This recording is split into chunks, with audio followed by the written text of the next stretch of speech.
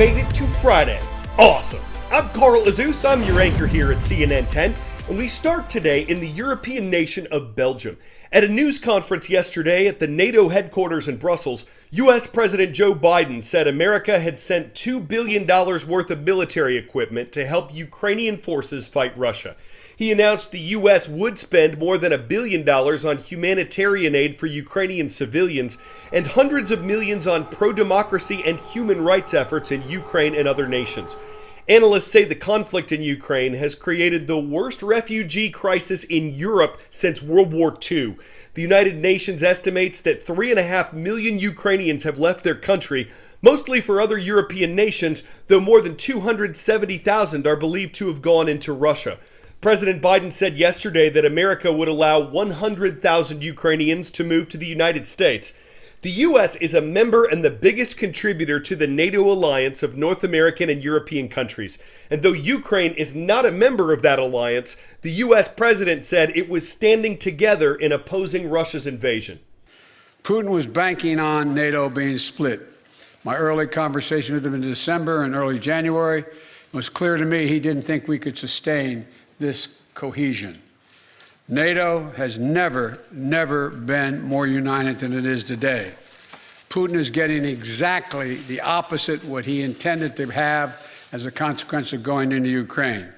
The Russian government said yesterday that NATO's decision to support Ukraine proves the alliance wants the conflict there to continue. And it said the weapons that NATO is sending to Ukraine's military are, quote, reaping terrible results. Meantime, Ukrainian President Volodymyr Zelensky asked NATO for more weapons, including tanks, defenses against air attacks, and fighter jets. But that's one thing the U.S. has resisted sending to Ukraine. It's concerned that Russia would see the fighter jets as going too far, that they'd be viewed as an American expansion of the conflict. At this point, there's no end in sight to it. Extensive destruction can be seen in Ukrainian cities, and both Ukraine and Russia have lost thousands of troops in the war. NATO leaders are trying to figure out what to do if Russia changes its tactics and uses more deadly weapons, like chemical or nuclear weapons. President Biden said America would respond if Russia made a chemical attack, but that how the U.S. responds would depend on how the weapons were used. In the past, Russia has promised not to make or use chemical arms, and officials say there's no evidence they've been used in this conflict. 10-second trivia. Which of these animals is not considered endangered? Snow leopard, slender-snouted crocodile, basking shark, or giant otter? The International Union for the Conservation of Nature classifies all these animals as endangered except the snow leopard. The snow leopard used to be on the IUCN's red list of endangered species, and the animal is still considered vulnerable. Encyclopedia Britannica says there are between 2,500 and 10,000 snow leopards left in the wild, though other estimates put the number much lower. Their population is reportedly decreasing, though, and there are several possible reasons why. One is that they may be hunted for their use in traditional Chinese medicine. Disease may play a factor, as might loss of their natural habitat, but snow leopards are also known to attack the livestock of nearby farmers. So a conservationist is taking action to protect their livelihood while also protecting the snow leopards themselves. It is really a spectacular area of the world, and especially in winter, it's so beautiful. The sense of remoteness, the sense of isolation is very acute. And when you go further, higher up or deeper into the heart of the mountains, there is a very good chance that a snow leopard might walk right in front of me. The first time I heard a snow leopard roar, I still remember a long time ago. Suddenly I heard this roaring call. I mean, if anything, it was just sheer wildness. My name is Shafqat Hussain. I'm a professor of anthropology at Trinity College in Hartford, Connecticut. I work on a snow leopard conservation project in northern Pakistan that has been running for the last 20 years. फिर ये वाला देखो ना, ये तो बिल्कुल ही clear है। I have never seen a snow leopard in the wild. तो ये देखो ना, 1 2 3। You're dealing with an animal that is very, very elusive, and its habitat is very difficult to study. Many times I have told my colleagues when we are setting up camera traps or doing surveys that I'm sure that a snow leopard is watching me from somewhere up there.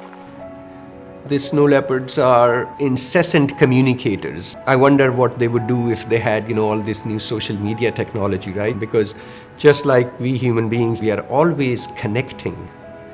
And you can see the snow leopard, doing the same by leaving all these marks in their territory. Whether it's a spray or leaving their cheek hair, as if these cats are trying to communicate with other cats in this big, vast, and empty landscape. We have been working in close to 25 villages in the region of Baltistan. 95% of these people keep livestock, and they also have small agricultural fields. And every now and then, their livestock gets attacked by predators such as snow leopard. That really brings a huge economic loss for these people. So then they retaliate by attacking and killing these predators. We have set up close to 20 small micro-insurance programs where local people get compensated for their losses. The other strategy is to construct predator-proof corrals, because that is very impactful in the long run in reducing mortality from snow leopard attacks. We are also implementing a conservation education program. Unless we get the human equation side right, it's very difficult to sustain any conservation effort in the long run. We think that in our area, we can claim that snow leopard population is stable. There's also a threat from climate change and global warming with receding ice line. But I think snow leopards will definitely be around for a long, long time. I hope that in the years to come, snow leopard sighting will become a everyday phenomenon.